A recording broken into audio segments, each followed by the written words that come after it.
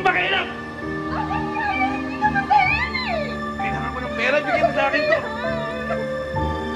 Ano ba?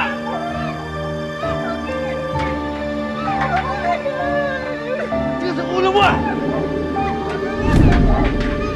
Wala! Ano ba? Sasaktan ka!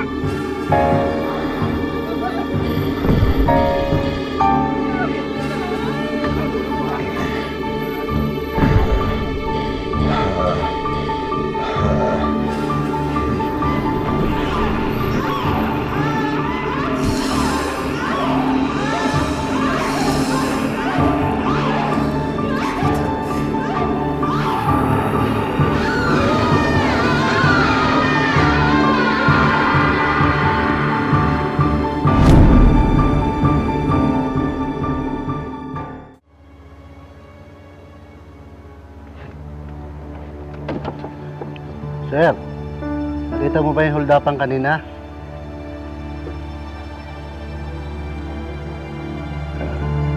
Hindi po.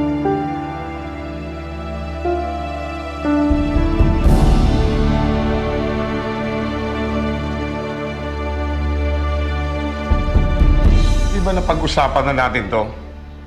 He's gone and we have to move on. Pero paano mangyayari yan kung ayan ka na naman, iniiyakan mo na naman siya? Pa, ano nangyayari? Itong mama mo ang kausapin mo. Hanggang ngayon, hindi pa nakakabangon doon sa nangyari sa kuya mo. Anton, hindi naman yung ganong kadali.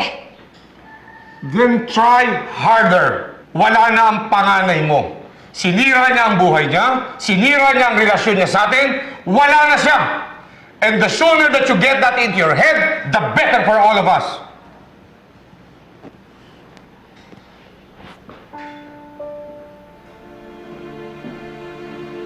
Papa mo talaga hindi niya maintindihan.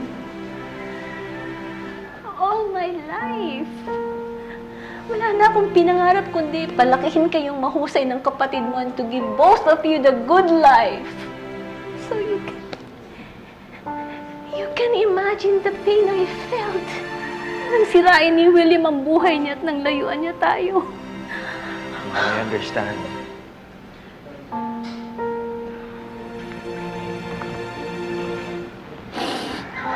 Ano at masakit rin para sa akin ang ginawa ni Kuya eh.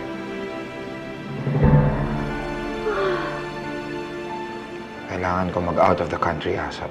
Parang mahirapan ka. Your visa's expired. Mag-a-apply ako. Hindi lang naman yun ang problema eh. You're also broke. Paano mo mamimit ang requirements ng embassy? Hihingi ako ng tulong sa mama ko. She can't deny me. Teka lang, what's with the rush? May tinatakasan ka ba?